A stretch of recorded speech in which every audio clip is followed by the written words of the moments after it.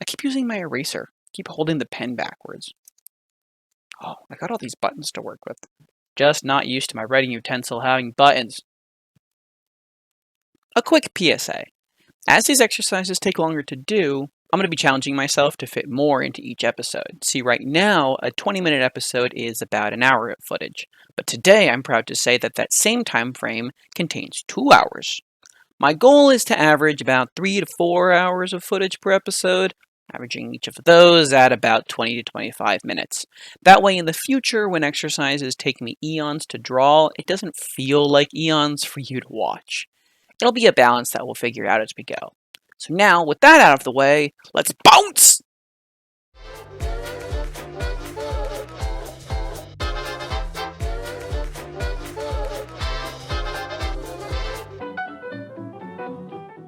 Alright, so we are roughly this size. So that's what we're going to look like when we hit. And now let's backtrack.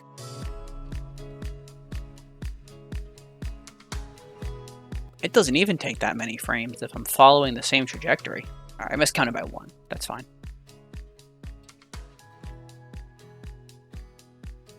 I started off thinking that this was only going to take 10 frames and it ended up taking 38.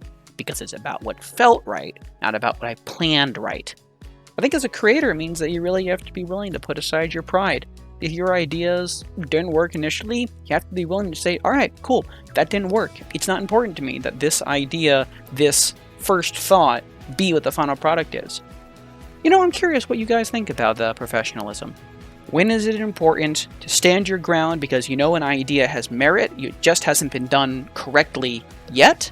And when do you think that it's a good idea to let go of an idea and try on something new? I'm curious what you think on that. I think that's actually great. Now, how many frames do I want to give for my first arc?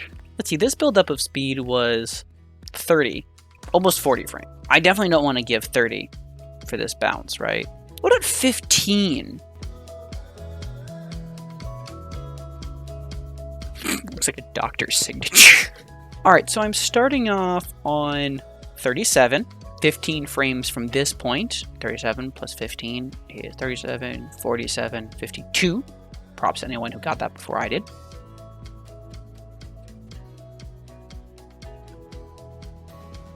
Okay, so the math came out to 51. So instead, I'm going to change that. Is it a 4? Is it a 9? Am I losing my mind? Is it a 4? Is it a 9? Am I losing my mind? Thank you, universe. Now you'll probably notice that I'm not doing the jumping lines that I did have in the past videos. Honestly, I make the timing charts just for myself. Everybody does their timing charts differently. You'll see a lot of people, especially if you go back and look at a lot of professional stuff. Ooh, coffee. They have all of their timing charts not only vertically, but they have all these lines connecting them. I'm just doing really simple ease in and outs, and I'm just trying to move on with my life. For you guys, streamline the process any way that you want to. If you don't have another person that you're handing your drawings off to do your in-betweening, then it doesn't matter. Alright, at 51, we end here. No, draw a whole new circle. Don't copy. Up yours, conscience. I do what I want. Halfway is 44. Now let's just make sure that's actually true. 45, 46, 47, 48, 49, 50, 51? What? Oh! Me done the big dumb! Oh, no, I did not do the big dumb. I just miscounted it. See? I should have done one of those mini timing charts.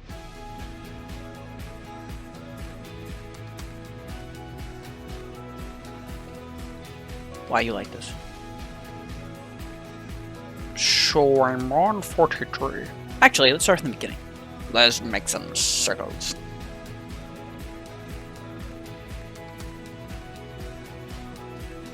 What? Oh! Diesel 1 should have been here, not here. Diesel 1 should have been here.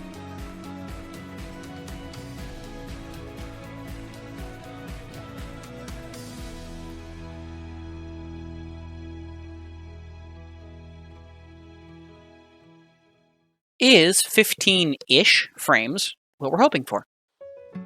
No, it is not in the slightest. The momentum that this ball is starting with is mostly coming from the second half of this arc where it's going really fast. Actually, it feels like the ball is kind of smug, like, haha, you thought you were safe. Now that I already have the frames here, I can just delete whichever ones I need to. I'm going to make this an arc in my head, a 10-frame arc. I want to see what this looks like at 15, 10, and 5. Oh, interesting. My 52 was only wrong because I started counting to 52 from 38, but I have to start going 37, 38, 39, and that's how I got to 51. Now, what does it look like when I have my second arc be 11 frames instead of 15? Closer. Still hovers a bit. I can zoom in on my timeline? What? That makes so much sense. Let's do this one at a time. One frame set at a time. What does that look like? Getting there. I think one more will do it. All right, moment of truth. That feels really weird. It doesn't feel like it's slowing down in midair. It doesn't feel like it has any sort of fluid loss and gain of momentum. It is the exact same distance. Okay, maybe if I favor these. Kind of feels like it's a bit too high, too. All right, let me go back a bit, adding these frames back. This right here is because it snaps so hard right into this position that doesn't feel right. If I add a frame in there, what does that look like?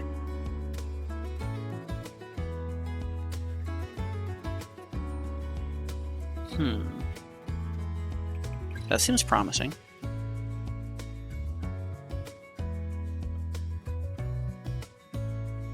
Oh my sweet Jesus. Oh, it's beautiful! That made all the difference in the world!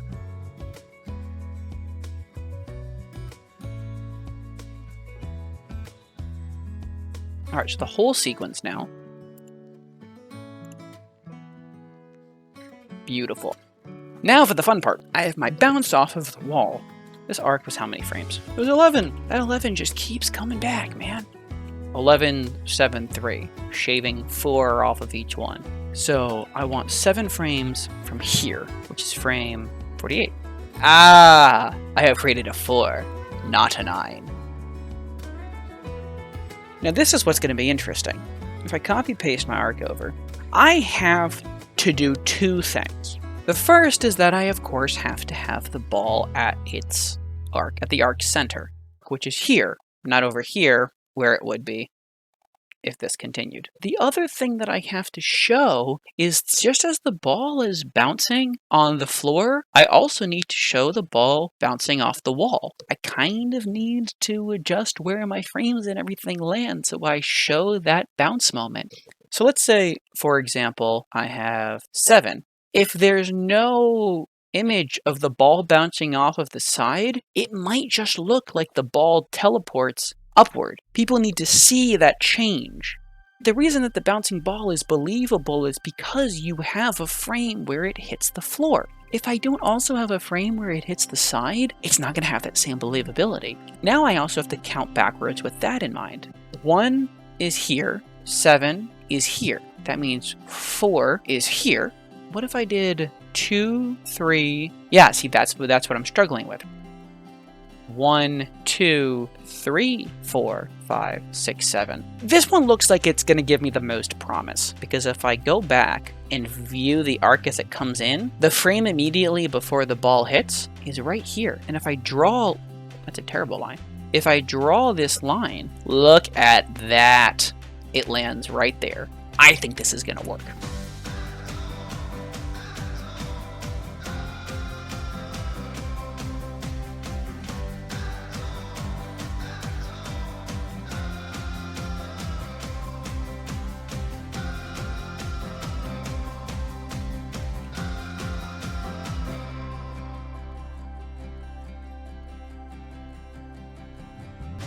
Hoping that gives me the vibe that I was looking for. Let's see if my initial belief was correct.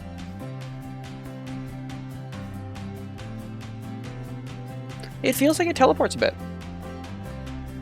Like if I'm staring at it, it looks like it teleports because obviously I know that it's one frame, it's on the floor, and the next frame it's on the ceiling. But if I just sort of like blur my eyes and stare at the peripherals, so that kind of like mimicking as if I was watching it for the first time and not really paying attention to anything, it does that little curving arc that I want it to. I'm going to keep that and see how it looks once I have the final product. Man, this video is so much more streamlined than the last couple. Oh, God, what have I done? Nope. I don't believe in jinxes. So this timing chart was 7, which means that the next one is going to be 3. And then after that, it's just going to roll. Let's put it here. Let's get really quirky. Get quirky with it. Man, there's a lot going on that chart. God, it took me so many tries to get that right. Alright, I wonder if this distance is going to make sense.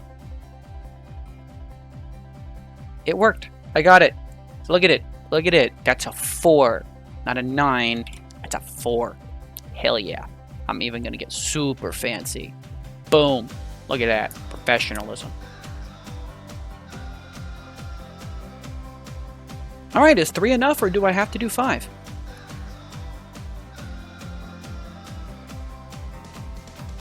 I definitely have to do 5. I'm going to try it once where I do it as an even half and once where I do it with favoring.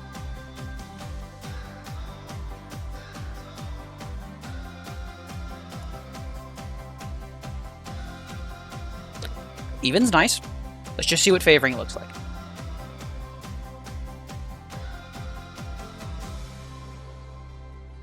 That's actually not too bad either. I think the favoring gives it a little bit more life. That hang time just adds a little bit more personality to the ball. Favoring it is. Now I just have to do my roll to have it stop. You know what? It was 30 frames, and I'm going to have my roll be 30 frames. Hell yeah. 58, going to 88. Gonna go to 90 because OCD. I'm gonna have a lot of mini charts. A lot of mini charts. Holy crap, I do not care enough to do this. No one's learning anything by me going through this. Now the question is, how far does the ball travel? We'll find out after another bathroom break. So how much distance does it make sense for this ball to travel? In 5 frames, I cover 1, 2, 3, 4, 5. You know, I'm just gonna watch it. I'm gonna get a feel for it. I'm gonna follow it along. I'm gonna follow along with my mouse and just like slow down as it feels natural. That's so hard to follow. It's got some speed to it. I'm gonna end around here. At the end of the day, it's completely arbitrary whether I end here, here, here, here, bounce back and forth infinitely because I can make it do that. I'm just gonna do what I've done before, give it a shot, picking a point, and I can always move stuff, add stuff, take frames away later on. But if I don't do something, I'm not gonna have any idea what to base my judgments off of. Let's just make life easy. Let's make it right underneath the drop-off point. And I'm just gonna go halves. I'm just gonna go halves. That's it. I just use the halfway point from this last arc and do halves off of it, and it'll just naturally come to a halt. This is the last bit of speed that the ball gets before it starts slowing down from the friction of the floor. Everything's going to be getting slower from here.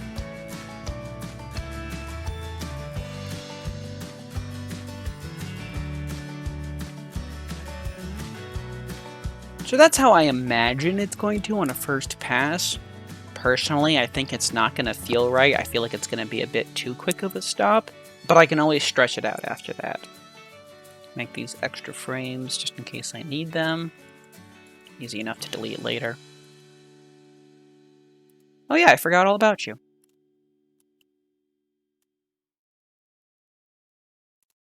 Alright, first pass.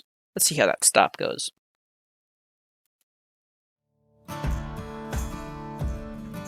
Yeah. Way too sudden. It does feel right if there was something like dirt or mud that was stopping it, but that's not consistent with the solid floor that it's been bouncing off of this whole time. So yeah, in the future, I can remember that using those halves to create this stop makes a lot of sense. If I have an object that's making an impact into dirt or some other surface that has a bit of give to it, but my surface right now is solid, and so the ball definitely needs to have a little bit more of a roll to it. So what do I do? What if I triple it? I started off with 10 here, and I tripled it to 30-ish. Let's just do 20! Whatever, man! Let's triple it-ish! Go to 80! Why not? Let's go to here. I can already tell that, boom, is going to be way too much. Maybe I don't use halves. Is there something else I can do? Maybe it always covers like 2/3 of the last distance? I mean, that's still just gonna, it still means if it's this, if that's consistent, it's just halves, but over a longer distance. Okay. You know what? I'm just gonna eyeball it. I'm just gonna do slightly less every time. Okay, that came out pretty nicely. Maybe now I'll just do halves from here.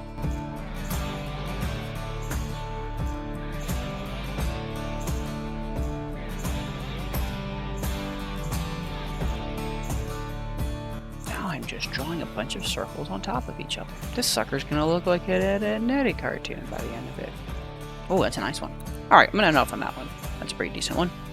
Alright, so that gives us a little bit more roll. Let's see if we have to extend after that. Oh, wait. Oh, that's cool. Yeah, onion skin. Ooh. Thumbnail, possibly?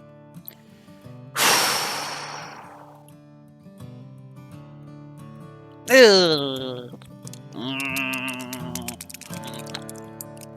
Okay. Well, the only thing I can think of is doubling it, so that way it looks like it goes slower but covers the same distance. I think the distance is fine, it just looks like it zooms too fast.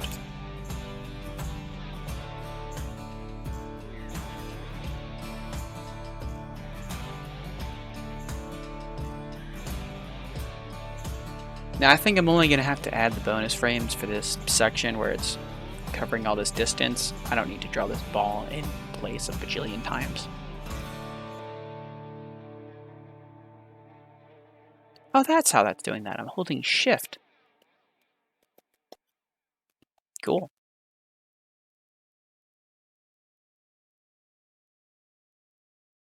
God, my eyes hurt. I think I'm just going to take a break after this. Staring at the screen is not doing me any justice. Alright, I've reached that point. Now it'll go a little bit slower. Let's give it a shot. Hope for the best. Moment of truth.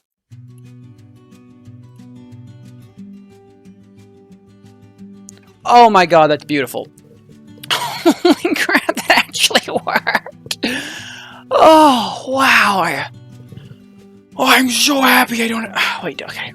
Don't celebrate too early. Let's give it a couple of washes. It picks up a little bit of speed right about here. I just need to get a couple of frames in between here. That way it's continuing the speed it has instead of picking up speed. You know what? I'm gonna put frames in between, so that way until that Venn diagram matches. You'll see what I mean in a second.